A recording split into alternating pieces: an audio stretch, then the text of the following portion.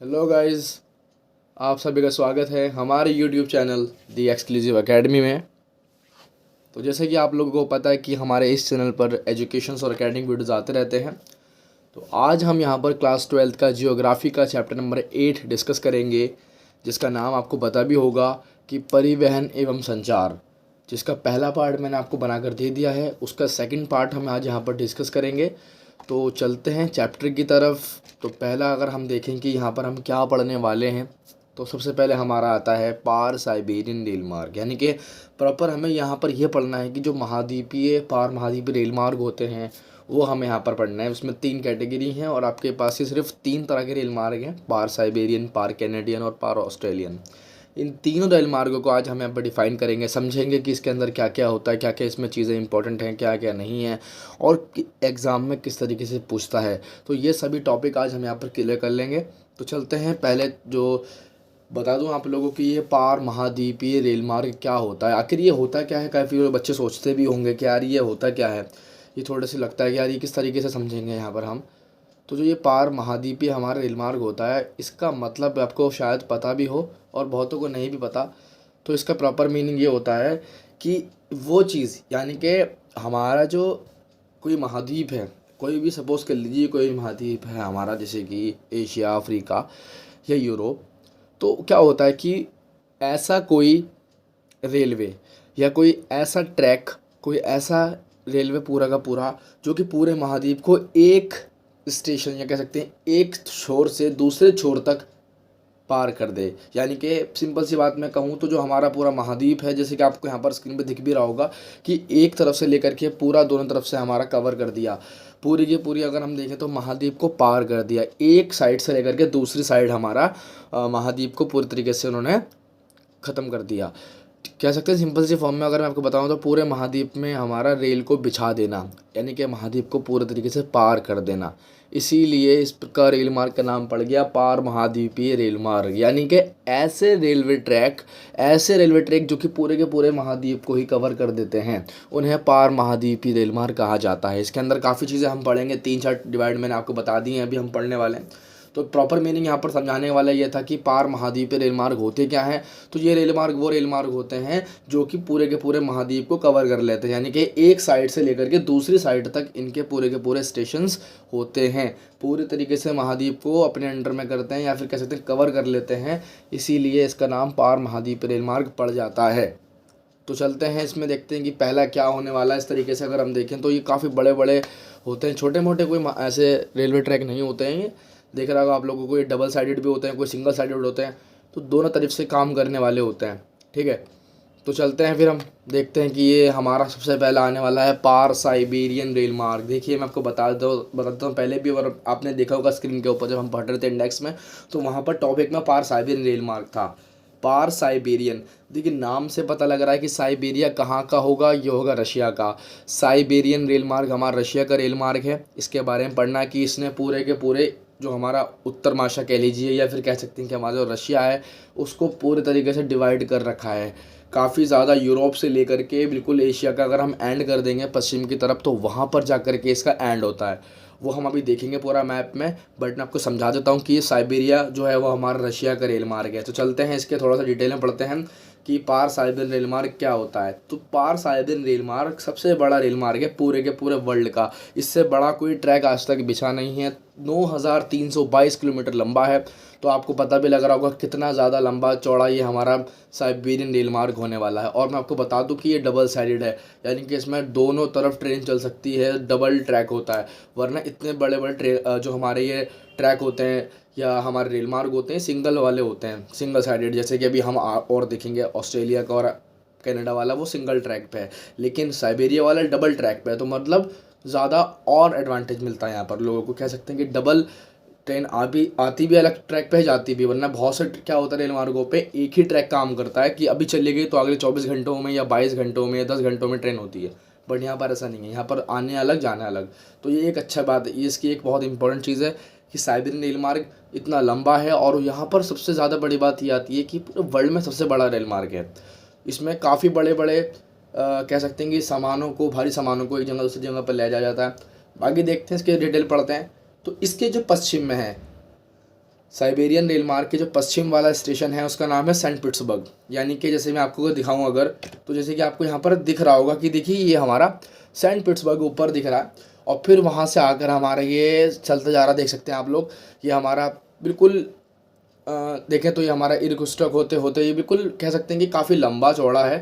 तो वापस आते हैं कि हमारा पिटसबर्ग से लेकर के व्लादिवोस्तोक तक जाता है। इसका लास्ट स्टेशन है व्लादिवोस्तोक पूर्व के अंदर, और पश्चिम में हमारा है पिट्सबर्ग। तो पिट्सबर्ग से स्टार्ट हो रहा है, व्लादिवोस्तोक पे ख़त्म हो रहा है। आपको ये वर्ड याद रखने हैं। मैं फिर बता रहा हूँ आप लोगों को, ये जो मैंने आपको 5 पॉइंट यहाँ दिखा रखे हैं ना, आपको सही तरीके से आपको याद कर लेना है, क्योंकि जितना आप उनको याद रखेंगे ना वो एग्जाम में काम आने वाले हैं बिल्कुल। और ये पेपर में काफ़ी बार पूछ भी लेता है, ठीक है। तो पिट्सबर्ग और व्लादिवोस्तोक दोनों ही हमारे पार साइबेरियन के एक इस छोर पे, दूसरा इस छोर पे, यानी कि एक पूर्व में तो दूसरा पश्चिम में। इस तरीके से इन स्टेशनों की स्थिति है। पिट्सबर्ग से व्लादिवोस्तोक तक ये जाता है, 9,322 किलोमीटर लंबा है।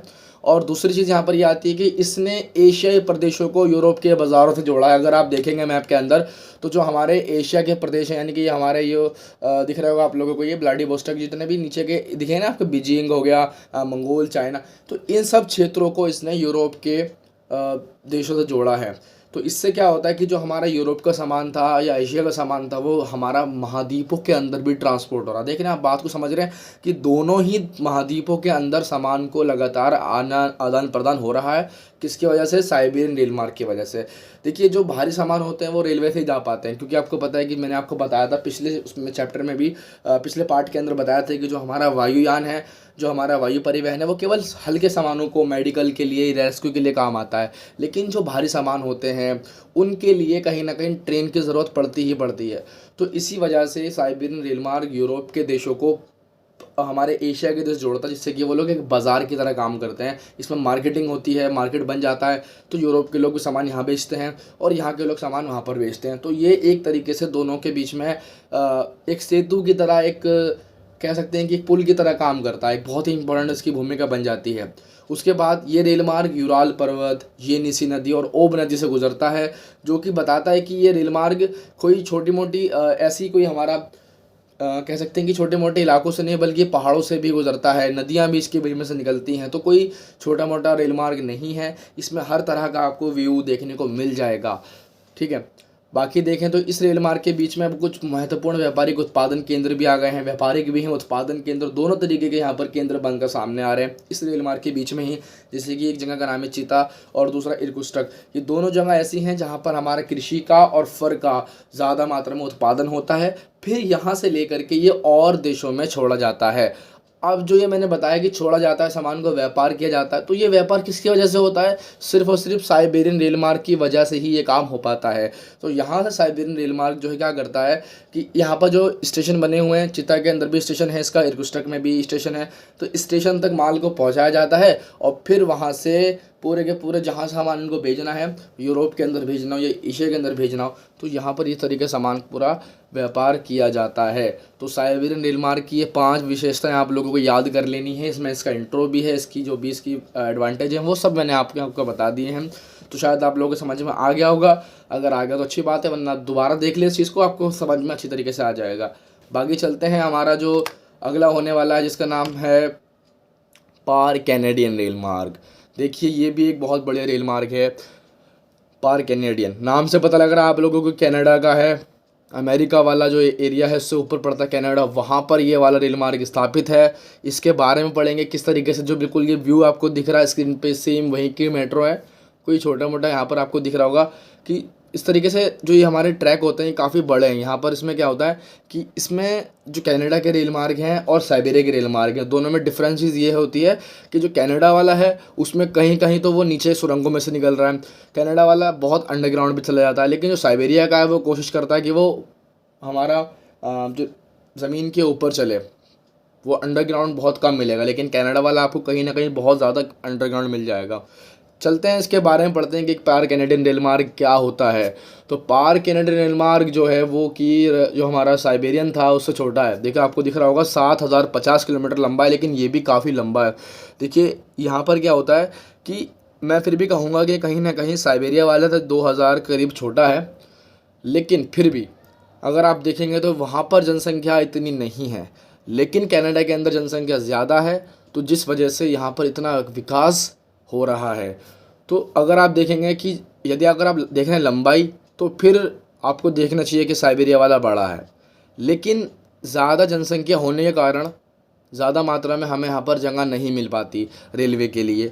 तो फिर भी उस हिसाब से अगर देखें तो कनाडा का रेल मार्ग भी अपनी जगह पर एक बहुत महत्वपूर्ण भूमिका निभाता है। इतना छोटा भी नहीं है, 7,050 किलोमीटर लंबा है। उसके बाद अगर हम देखें तो उसके पूर्व में हैलिफैक्स और पश्चिम में वैंकूवर, ये भी आपको याद करने हैं। जैसे कि अभी साइबेरिया वाले की बताया मैंने, वैसे आप लोगों को इसके भी दोनों अंतिम छिरों के जो इसके छोर हैं उन दोनों का नाम याद करना है, हैलिफैक्स और वैंकूवर। देखिए हैलिफैक्स इसके पूर्व में आता है और पश्चिम में वैंकूवर आता है, तो इस तरीके से आपको इनको याद करना है। उसके बाद आता है हमारा, इसका निर्माण 1886 यानी कि 1886 में हुआ था। एक संधि हुई थी ब्रिटिश वालों की और उन्होंने इसको बनाने के लिए कहा था, ताकि आपको पता भी होगा कि जब पहले के समय में जब उनका शासन भी था अमेरिका के ऊपर, बट उसके बाद की बात है ये, तो कनाडा के सीधा उन्होंने कहा कि इसको बनाना चाहिए ताकि ज़्यादा से ज़्यादा सामान यूरोप से अमेरिका और अमेरिका का सामान यूरोप में आना चाहिए। तो उसके लिए इस रेल मार्ग को बनाया गया। उसके बाद इस रेल मार्ग में कृषि क्षेत्रों को, औद्योगिक क्षेत्रों को जोड़ा गया। पहले इसमें इस तरह से नहीं था, केवल इसके अंदर सामान को लाने के लिए करा गया, बट बीच बीच में जहाँ पर इनको जगह दिखी, इन्होंने वहाँ पर बड़े बड़े खेतों के लिए बड़े बड़े मैदानों को, जिसको हम बोलते हैं प्रेरीज वगैरह, उनको जोड़ा और उसके बाद बड़े बड़े उद्योगों को जोड़ा। इससे ये हुआ कि जितना का सारा सामान था वो हम यहाँ पर क्या कर सकते थे, इस रेलवे के माध्यम से पूरे के पूरे वर्ल्ड में, अमेरिका में से लेकर के हर देशों के अंदर उसको पहुँचा सकते थे। तो ये एक इसका महत्वपूर्ण पॉइंट है कि यहाँ पर पहले इसको कृषि और औद्योगिक क्षेत्रों से जोड़ा गया। उसके बाद क्या होता है कि ये रेल मार्ग विनिपेग से लेकर के थंडर घाटी और इसके झीलों को जोड़ा गया। देखिए मैं आपको बताया था पहले भी कि ये काफ़ी अंडरग्राउंड जाता है, इसमें झीलों के नीचे से भी, अगर हम देखें सॉरी घाटी के नीचे से भी निकल कर जाता है, तो काफ़ी ज़्यादा अंडरग्राउंड है इसका जो एरिया है। और उसके बाद ये कनाडा के लिए जो भी गेहूँ है और मांस है वो दूसरे देशों से लाता भी है और वहाँ पर उसको पहुँचाता भी है। तो ये कहीं ना कहीं बहुत महत्वपूर्ण खाद्य पूर्ति के लिए भी उपयोग में आता है रेल मार्ग। तो इतना ही यहाँ पर मैं आपको बताता हूँ रेल मार्ग के बारे में, कैनेडियन वालों के लिए इतना ही है। आप इन 5 पॉइंटों को ध्यान से पढ़िए, उसके बाद फिर आप इसको यहाँ से आराम से लिख सकते हैं। जैसे कि आपको दिखाऊं तो हमारा ये एक छोर ये रहा, यहाँ से लेकर के फिर ये दूसरा यहाँ तक आता है हमारा। तो इस तरीके से हमारे कैनेडियन वाला चलता है। पार कैनेडियन बहुत ही ज़्यादा महत्वपूर्ण है। देखिए छोटा तो है, लेकिन वो उस हिसाब से अगर देखें तो व्यापारिक दृष्टि से, उनकी आर्थिक व्यवस्था की दृष्टि से एक बहुत महत्वपूर्ण भूमिका निभाता है। अब हमारा दूसरा यहाँ पर आता है जिसका नाम आपको पता भी होगा, ऑस्ट्रेलियन रेल मार्ग। पार ऑस्ट्रेलियन रेल मार्ग देखें ये आप किस तरीके से बना हुआ है, आप लोग देख सकते हैं यहाँ पर। इसकी बनावट कुछ इस तरीके से आपको दिख जाएगी, ठीक है। उसके बाद अगर हम देखें इसके अंदर डिटेल क्या है, कि ये इसके बारे में इतना कुछ डिटेल आपको मिलता नहीं है, क्योंकि एग्ज़ाम के अंदर भी ये बहुत कम आता है। बट मैंने कहा कि इसको पूरा जब कराए रहे हैं तो ये वाला क्यों छोड़ा है। तो ये जो रेल मार्ग है ये पर्थ से होकर के मेलबर्न तक जाता है। देखो आपको क्या करना है इसके अंदर ना, ये प्रॉपर 5 नंबर में उठा के तो पूछता नहीं ऑस्ट्रेलिया का, बट क्या करता है कि इसमें से शॉर्ट क्वेश्चन बनाता है, 1 नंबर 2 नंबर के ये पूछ लेता है कि बताओ भाई इसका ये वाला स्टेशन का नाम बता दो। इसमें थोड़ा सा हल्की सी कॉम्प्लीमेंट मैं नहीं कहूँगा, थोड़ी सी कॉम्प्लिकेटेड चीज़ है, वो ये है कि इसके अंदर ना 2 स्टेशन ऐसे हैं जो लगता है कि यार ये वाला एंड होगा या ये वाला एंड होगा। मैं आपको अगर दिखाऊं तो समझना इस तरीके से है कि देखिए अगर आप देख सकते हैं तो यहाँ पर 3 आपको स्टेशन दिख रहे होंगे, 3 छोर दिख रहे होंगे। पहला हमारा ये रहा, ठीक है। उसके बाद अगर हम देखें तो पहला होते हुए पहला तो हमारा ये रहा। उसके बाद अगर हम देखें तो यहाँ से लेकर के हमारा जाता सीधा ये, एक हमारा इस कोने पर मिलेगा आपको और एक लास्ट में मिलेगा। यानी कि देखें यहाँ पर एक सिडनी है और एक पर्थ है। आपको शायद दिख रहा होगा कि यहाँ से स्टार्ट होता है, उसके बाद जाकर के 2 स्टेशन इसके आते हैं लास्ट में। देखिए मैं आपको वापस लेके चलता हूँ यहाँ पर, तो यहाँ दिख रहा है आप लोगों को कि इसके पूर्व में अंतिम स्टेशन सिडनी है। यानी कि स्टार्टिंग अगर हम देखते हैं साइड से, यहाँ से देखते हैं तो हमारा ये सिडनी हो गया। उसके बाद अगर हम देखें तो फिर ये जाता है हमारा मेलबर्न, जो सबसे लास्ट में मिल जाता है, सबसे लास्ट हमारा मेलबर्न आता है, ठीक है। और अगर मैं देखूँ कि इसमें हमारा 2 तरीके से आपको समझना है यहाँ पर, एक तो हमारा मेलबर्न हो जाता है और एक हमारा लास्ट में नीचे की तरफ अगर हम देखें तो हमारा नीचे ये यहाँ सबसे 2 इसके अगर हम देखें तो 2 लास्ट में हमारे यहाँ पर 2 इसके स्टेशन लास्ट में पड़ते हैं। 3 तरीके से यहाँ पर इसके सामने आते हैं स्टेशन, ठीक है। उसके बाद यहाँ पर देखना है कि ये रेलमार्ग उत्तर दक्षिण लाइन एडिलेड और एलिस को जोड़ती है और आगे इसे डार्विन बिद्रूम लाइन से जोड़ता है।